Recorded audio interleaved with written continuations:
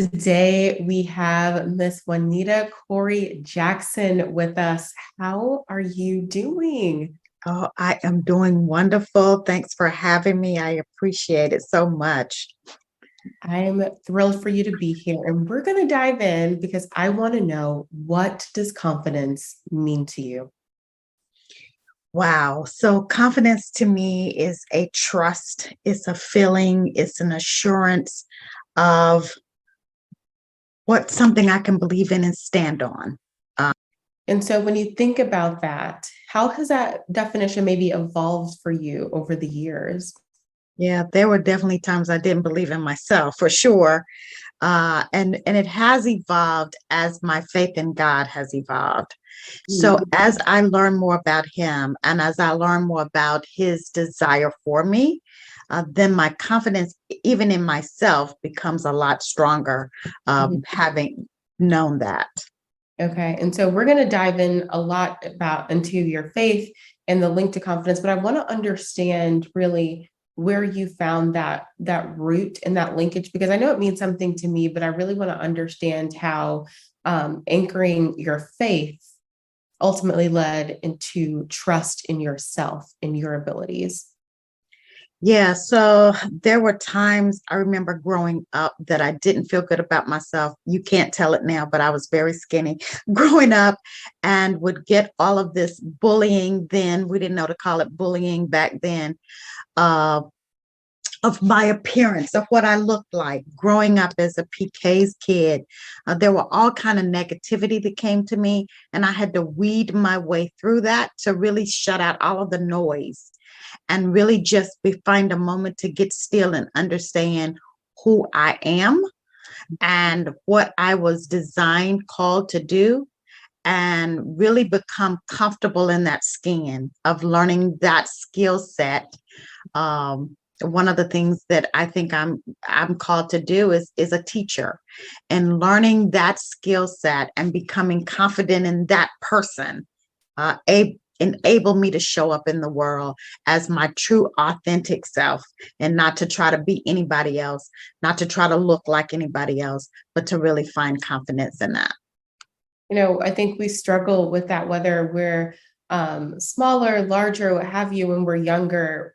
We're told, especially, I think now, 2023, we do a really great job of body acceptance, but it hasn't always been that way. And so we've all had to like grapple with, this idea of what beauty is and what it should be. But also even further, who we should be. So how we should look and how we should show up. And you mentioned that you were a PK or a preacher's kid, Mhm. for those of you who aren't familiar with that term. And I know that that comes with a whole host of other labels, stigmas, assumptions, right? Yeah. Tell me about how that kind of formed your identity very early on.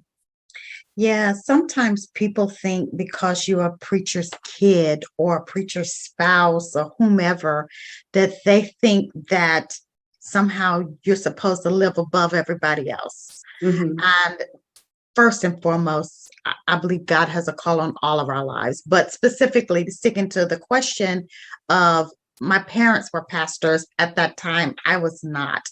And so for somebody to, whatever the expectation for their lives as pastors, to input that on a child, to say you're supposed to live up to this standard is impossible because I'm trying to be a child. And so when you ask me to go beyond my years and walk in somebody else's shoes, it's impossible for me to do that. And when I try to live in that standard that that person is calling me to, I'm definitely going to lose confidence in myself because it's going to be impossible for me to do it. I was never called to walk in anybody else's shoes. Yeah, I think we all have, right? And you just said this, our own journeys. But when we are younger, when we are these, young kids with malleable minds, we're basically mirroring back what we see, hear, and do. And so that conflicts kind of with, what our own DNA, what our own brain is telling us who we should be. And then we have what the world is kind of forming for us. And I know you had sort of a shift in expectation at the age of 17 where you really had to grapple with, this is a situation in my life. This was not the expectation for me, but this is my reality. So can you kind of walk us through what happened there? Yeah. So at 17, I found myself pregnant with my first child, who was my son, of course. And there was this lady in the church. So remember, I'm a pastor's kid, both my parents. And she said to my parents that meaning me, that I couldn't do anything in the church because I found myself pregnant. And other than sit on the back row, she said, and that could have been very devastating to the point that I never wanted to go to church again. Because remember, church is really supposed to be this place that we come to find healing. Or if I'm wrong, you're supposed to find a way to help me to walk through this journey and not really condemn me, because all of us have sinned and fallen short. Nobody's perfect. So when she said that to me, I did sit on the back row for a season, but never allowed that to uh, dictate where I could go. This same lady, mind you, had several children of her own, no husband in sight. But again, because I'm the pastor's kid, there was this in her mind, this standard that I was supposed to live up to simply because my parents were the pastors. And then now, of course, I am the pastor of several churches and oversee several ministries. So thank God that God didn't have that same opinion of me that she had of me. Yeah, and I think it's incredible to hear your story and your journey, because a lot of times it's so easy to let those opinions define us. Mhm. Because to some extent we have those small voices in our head telling us to some extent the same thing. And Yeah. so whether it's positive or negative feedback, we're looking for anything to validate what we're feeling. And the mind is not a biased being. It's the mind is just taking on whatever it can to validate the assumption. So on one hand, your mind is probably telling you, this doesn't define me, I'm okay. And any positive reinforcement makes you feel better. But at the same time, when you're hearing, you should sit on the back row, you're not worthy, that's also validating that part of your mind that is navigating the waters of self-doubt. And so to be able to stand up for yourself and eventually get yourself back up from that back row and take your role in your place, I think is so inspiring to other people, because we're going to have moments where we doubt ourselves or feel imposter syndrome or feel unworthy, but to know that it's never too late to reclaim your spot, I think is crucial. And the other thing I want to point on that you mentioned was, the hypocrisy in the statement. And this totally isn't to condemn the person who said it, but I encourage everyone to, when someone is giving you harsh criticism that is not constructive, because we love constructive criticism, Right. try to understand where that's coming from, right? Yeah. A lot of times that's projection of someone's own internal, mess that they haven't worked out. And so there's no Yeah. need for us to take that on for ourselves. Yeah. Absolutely. Absolutely. That was her own demons, for a bit lack of a better word, that she was dealing with within herself, that she Mhm. inputted her own guilt, I believe, onto me. And one of the things I remember saying to myself, Jocelyn, was that I'm not going to let this define me. I'm Yeah. going to be the best mother I can be. Yes, this is not the ideal situation, but I'm going to be the best mother that I can be to my son. And again, thank God I had that mindset and had the opportunity to raise my son, be with him in his life till he was 39 years old. And then God transitioned him. And so, what if I had, because of what she said, put him up for adoption or whatever that was, and not been able to experience those 39 years with him? No, it's just such a beautiful thing that you've said. And, you went from being 17 in the back row to today, you are a realtor, the CEO of Impact University, and a lead pastor, among a bunch of other titles, because you wear a lot of hats. Wear a lot of hats. But your path actually started in the healthcare field. You were an office manager. So tell me about your journey to get to where you are today as an entrepreneur and a pastor. Yes. So just as you said, I worked in healthcare for over 10 years and a practice manager, managing two offices, and really loved real estate and had self-taught myself a lot of things because I wanted to be a real estate investor, and then decided to go get my real estate license. Well, I was not able to do as much real estate as I wanted to, working a full-time job. So I went home, had a conversation with my then husband, and said, hey, this is my journey. This is what I want to do. I'm pretty sure I can make a lot of money. How do you feel about this? And of course, he seemed to be on board. So I resigned from my job and went home, starting on this full-time career, only to find myself shortly thereafter going through a divorce. And so in 2012, I say was one of the hardest years of my life, because now I've gone from a two-person home income to now no income at all because I'm trying to start building this business. So through divorce in 2012, my mother also passes away, and my then husband was a pastor of the church that I now pastor. And I find myself still having to teach these people at the church because they didn't have a pastor. And I agreed to stay on until they found another pastor. And a year had passed, and I said to my bishop at the time, when are you going to put a pastor in place? And he says, everybody knows that you're the pastor except you. Wow. Wow. Yeah. But I remember laying on my floor, prostrate on the floor, crying out to God, saying, I don't want to do this. I've seen what my parents went through. I remember my own story, not being a pastor. I don't want to do this.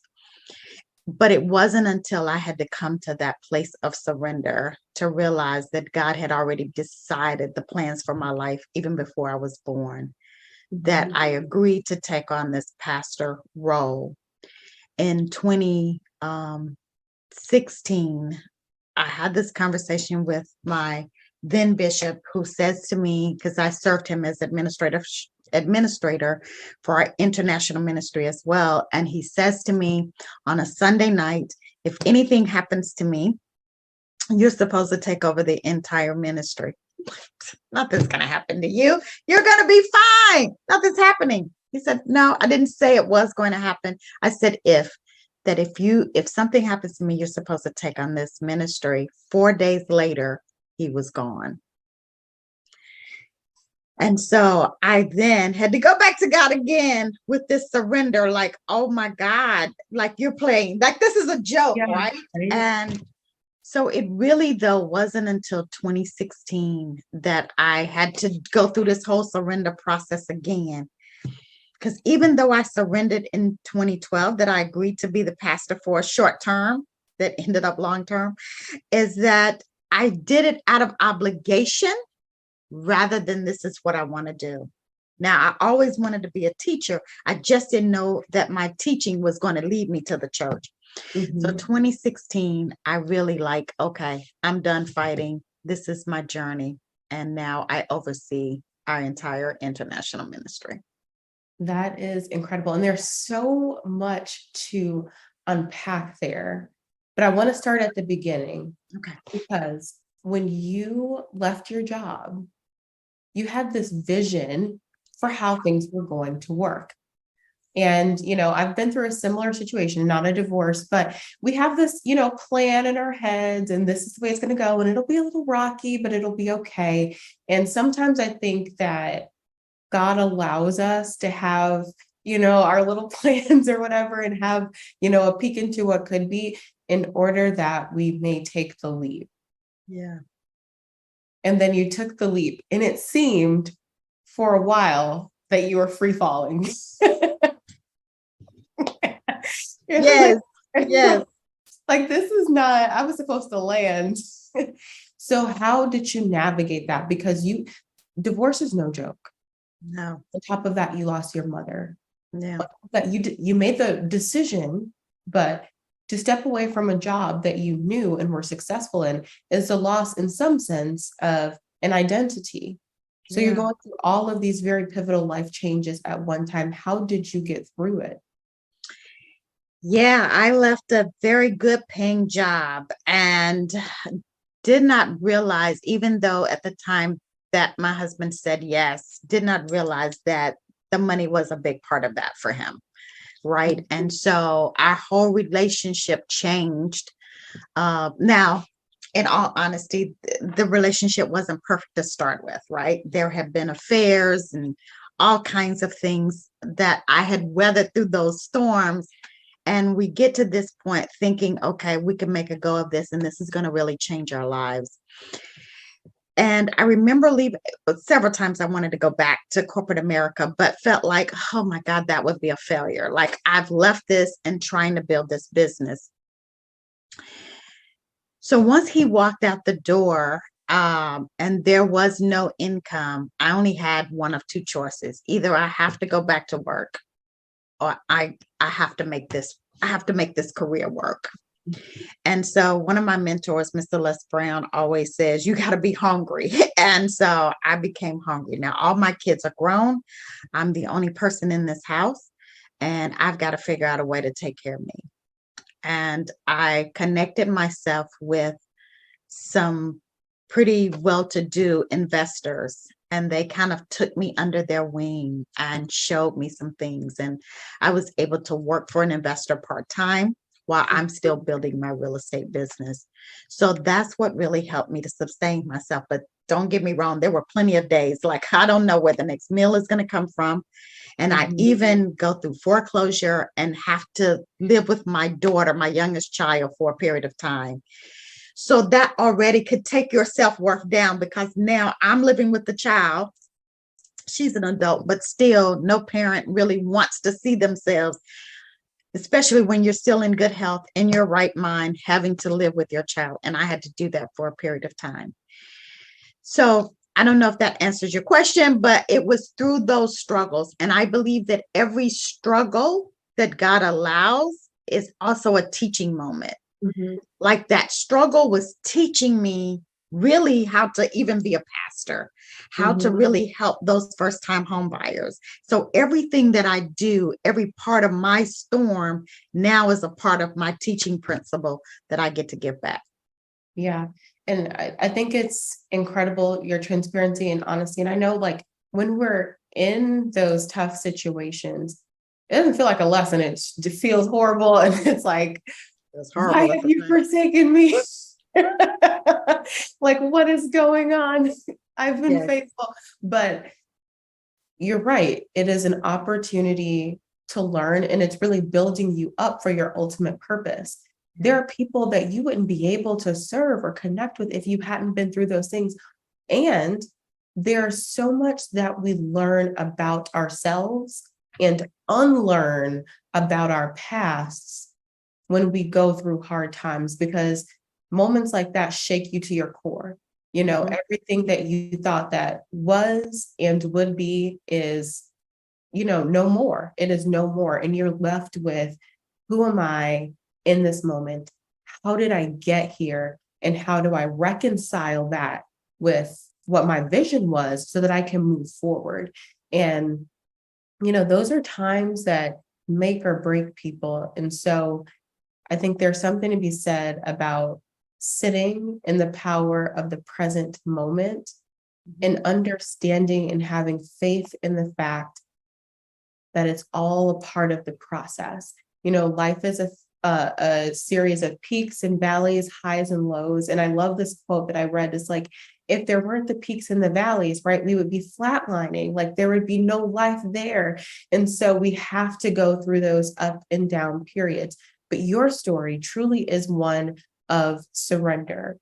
And so, how did you personally leave aside those pieces of your identity of, I am a homeowner, I am a wife, I am a person who works in healthcare, like whatever those labels that you had at that moment that were stripped away in this kind of pruning season, how did you reconcile that? And how did that reconciliation get you to where you are today, which is a place of great success? Yeah. So I think again, it comes back to, as you said, sometimes God laughs at our plans. I saw myself with this I'm going to be married. I'm only going to do this one time. I'm going to have 2.5 children and I'm going to have a dog and all of this stuff. Listen, none of that worked out. Right. Um, and it was really having to get back to him and say, okay, I quit. I quit trying to make myself do something that you didn't call me to do. And what is it that you want me to do?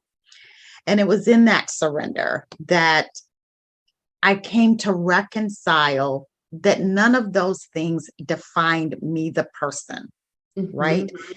The house is just brick and mortar, and you can have another one, right? But what's the lesson in having several homes, for example, and this particular home, building it from the ground up, and then having to go through divorce in it, and then having to go through foreclosure? What's the lesson? Number one, don't put anything, any man, any brick or mortar, any situation above God. And anything that he can give you, it all belongs to him, right? And so he has the power to give or to take away. And so I've come to the point that none of those things define me, but I know that I have the power and the skill to do it again.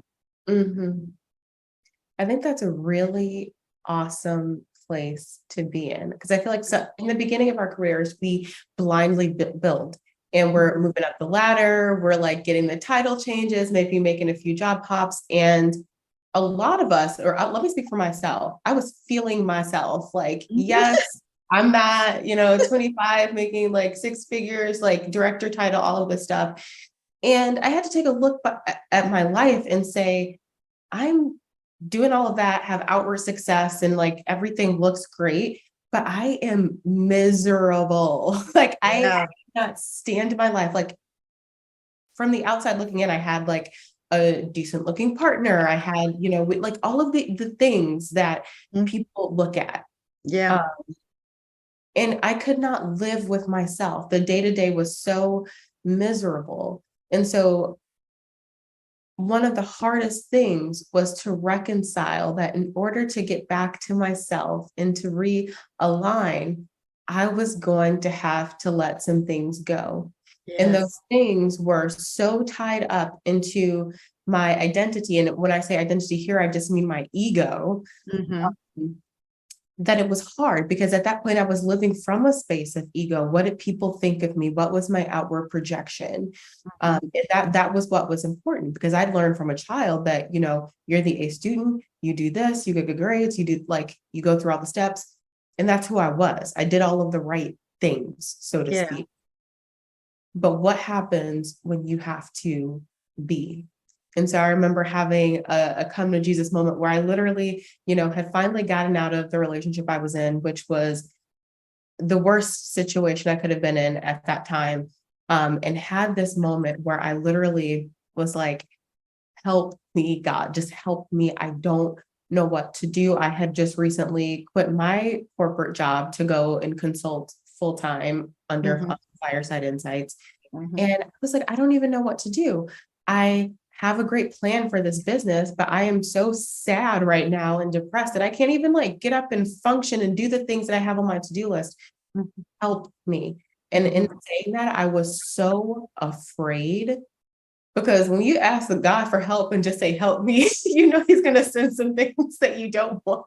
Right. Exactly. And life really changes from there. Yes, I agree wholeheartedly. One of the things I can say now, looking back over my life, is that some of the things I chose were never meant for me. That was my doing, right? Even with the marriage, I tell people all of the time, I prayed for a husband for my children because I'm a single mother and I wanted to have that father figure in their lives. And that's what I got, but I never had a husband. Yep. And so now I teach, listen, take some time, figure out who you are, figure out what it is you want out of life. And what's your non-negotiables? Like if there's a partner coming in my life, what's my non-negotiable? And I need to know that before the partner ever shows up. so that we can have that conversation up front early on so we don't waste each other's time. And like, tell me your non-negotiables because I might not be the right fit for you. And I'd like for you to hear mine because you might not be the right fit for me. And we won't go through life making each other miserable. But life really is a contract, and we only get so much time in this life to live out that contract. And so, what is going to be the stipulations in my contract for my life? We negotiate everything else from automobiles to our homes, to our jobs, to our salaries, and never, most oftentimes, negotiate what we want for our life. That was beautiful.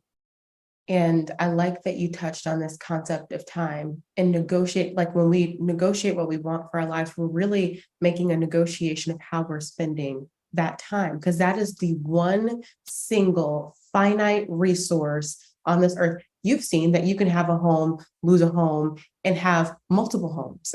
Yes. Like money comes and goes, people come Yes. and go, relationships, all of that. But your time is something that you have to be very specific with. So outside of really determining your non-negotiables, how else can we be protective of our time? Yeah, so managing it well. That was the one thing I believe God created us. God doesn't need time, right? He lives outside of it. He put us in time. And so we're the managers of that time. You talked about me wearing a lot of hats. And so I have to be careful to manage my time. What am I going to do this day? And remember, when I set up that schedule for myself, to live up to that schedule. And then again, who am I going to allow to come in my space and breathe my air, breathe my oxygen, right? And I want to make sure that I'm aligning myself with the right person. And again, you want to know what your gifts are, what your talents are, and that will align to your purpose and take you to the next level and dimension. And you want to use all of the time that you have wisely, because everything that I put my hands to is part of my legacy, that even when I'm gone will speak for me to say that I've been here. So you talk about how we're spending our time and how we can protect it. And I know that that's a lot of the work that you do with individuals at Impact University. How do you help people kind of manage their times and their life skills on a day-to-day basis to live out their purpose? Because we have, what we can do, the time that we have, and then there's the purpose and the calling rather, that we should be walking in. Yeah. So I think we look at all of that. We see what that their goal is, what their giftings are, and how they want to align that to walk that purpose out. And so that's the first thing is I would ask the person, do you know what your gifts are? And what is your purpose? And most of us go through life not knowing what that is. But once we know what that purpose is, what was I sent to the world to do? And each of us was sent here to do something. And when you find out what that purpose is, now my vision, my purpose should align within this time frame that I've been given to walk that out. So how do we find, or how do we know what our purpose is? Because we all have lots of interests, lots of things we're really good at, or even the current jobs we're in now. So how do we know that is your calling, that is your purpose here on this earth? Yeah. So number one, I have a gift test that I give my clients, that they take this gift test, but your gifts really are what you're good at. I always say there is something that you are absolutely good at that you could do with your eyes closed, right? Like you don't have to go to school for it. Schooling enhances it. But there is the one thing, and I would do it. And for me, it's teaching. I would teach whether I got paid to teach or not, because that's how much I love it. And really and truly, I've done it all my life, even when I didn't know I was doing it. Like I used to line my baby dolls up on my bed and I was teaching them, right? Sometimes it was school, sometimes it was church, but I didn't realize even that as a kid was preparing me for this day. And I went off doing everything else, from selling insurance, from working in corporate America, doing all kinds of jobs, from administrative to healthcare management, medical records, starting out early, all of those things, trying to find what that purpose is. And really, I was trying to find the dollar. I was trying to find money.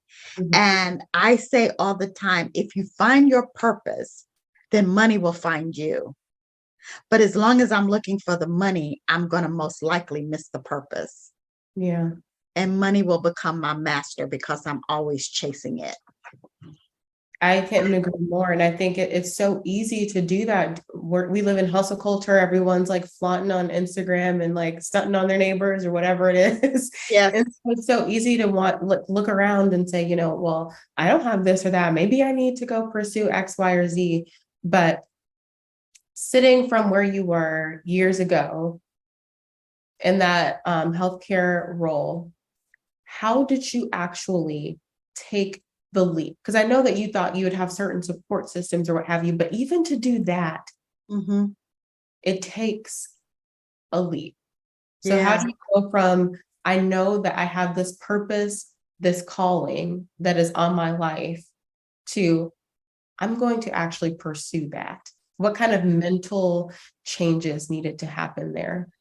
I really just loved real estate. I loved everything about it. And as I said, I on the weekends I would go house dreaming and Yeah. walking in all of these model homes and trying to figure out in my head if this is going to be the house I'm going to live in, or if this is going to be the house that I'm going to somehow rehab and sell and da da da da, whatever the case is, and how much money am I going to make from this? So I went home and I sit down with this vision plan of mine and said, this is the dollar amount that I need to make. And for me, at first, it was just, I need to get to what I'm making in my salary. Mhm. And I could do that really quickly, having sold just a couple of homes, right? I could get to this dollar amount. And so my vision was, we're going to have to live on a tight budget for a while. But one salary could really take care of our household bills. Like, we couldn't go out and splurge vacations and do anything else. But if you can give me 6 months to a year, I can recoup. I can do that salary, right? I can get that back so that we can now have our form of living that we're used to having. We can have that again. What I didn't know. So for me, it was just a leap of faith on what I thought I could do. Right. Mhm. It was just a leap of faith. And this person will be here to support me while I do that. But I had no idea that within 6 months that life would really start to fall apart. Mhm. But it Yeah. sounds like the other thing that you did too was you took that dream and the vision, and the dream and that goal of yours lit a fire that burned so hot inside of you that you were like, okay, it's time to take action. And Yeah. then from there, it's time to start planning. So we take the dream, the vision, and we don't have to have all the answers, right? But then we put it to paper and say, how do I make this happen for myself? And so I think here, like I just said, you don't have to have all the answers there, but what are some like steps that you can take there? And it sounds like you did that as well. Obviously, some of those steps were dependent on outside factors, but we have to consider, what can I do? And then how does that get me to my goal? And I think that the best goals are those that are, one, lit by our passion and fire and things that like invigorate us, that I can't necessarily reach out and attain right now, because if I could, it's not really a goal. It's something that I Right. could do. Right. Backed by tactical planning. And that's one of the pillars of success. So what are some of the other pillars of success that have gotten you to where you are today? Yeah. So now I think through things a little bit more strategically. Again, it always starts with that vision. Mhm. And faith really is not seeing it, right? Faith is believing it. Mhm. And I take that vision. For me, I take it to prayer. I take it to God and say, is this the right season? Is this the right time? Because I need Him to order and direct those footsteps. But beyond that, in the natural, what I can do is write the vision. The Bible says, make it plain so that when you read it, you can run with it, right?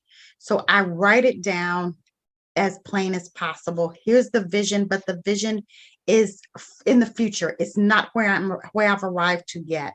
So then the next step is I got to write the mission, right? What are my step by step route that I'm going to take to get myself.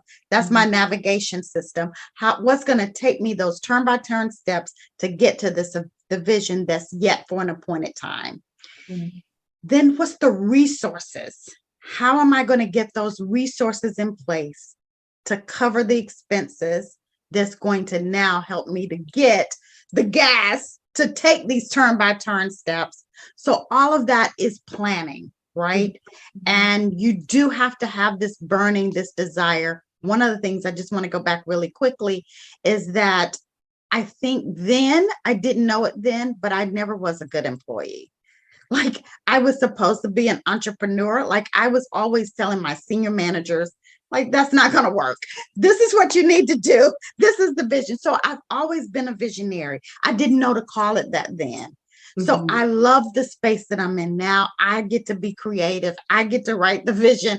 I get to help make it plain and surround myself with a team of like-minded people that want to go the same direction that I'm going. Yeah, I think it's so funny that you say that. I think I was a good employee, but I was not a satisfied employee. And so I was the person who would be like 1 to 2 years, and then it's like time to go. Time to go. And that's not the way the world works. You need to find a job and stick at least for a little bit, or figure out what you want to do. And I think that that's really important, that you are able to identify, this is a weakness that I have, or, this is the system and I am bucking the system at each and every turn. So how can I transform my life in a way that is cultivating possibility for others, but also really helping me to actualize myself and my full potential? Because I think a lot of times we stay agitated. Like when you're in a space where that, this isn't for me, or even if you feel like you belong, quote unquote, but that you're not invigorated or impassioned by what you're doing, there's this agitation that we feel. So like leaning into that and digging beneath the surface to understand, like, why do I feel this way about this either particular aspect of my job or about the system as a whole, is a really powerful way to kind of unpack and unlearn, or unpack and learn what our passion and purpose is. Yes. Yes, absolutely. I agree 100%. So you've given us a lot of gems today, but any final words of wisdom you have? Yes, final words is every year our ministry prays about a word that we stand on for the year. And this year, 2023, our word is uncommon. And what I've learned from studying that word is don't try to be like anybody else. None of us were designed to be common, although that's what the world tries to teach us, is to fit in. You've got to go this route. And while that route might be good for my sister, it just may not be the route for me. And be okay to be the weird one in the group and say, I'm not going to go that direction because that's not the plan for my life. Live an uncommon life, and that's yours. Thank you so Thank much you for having me so much. Thank you.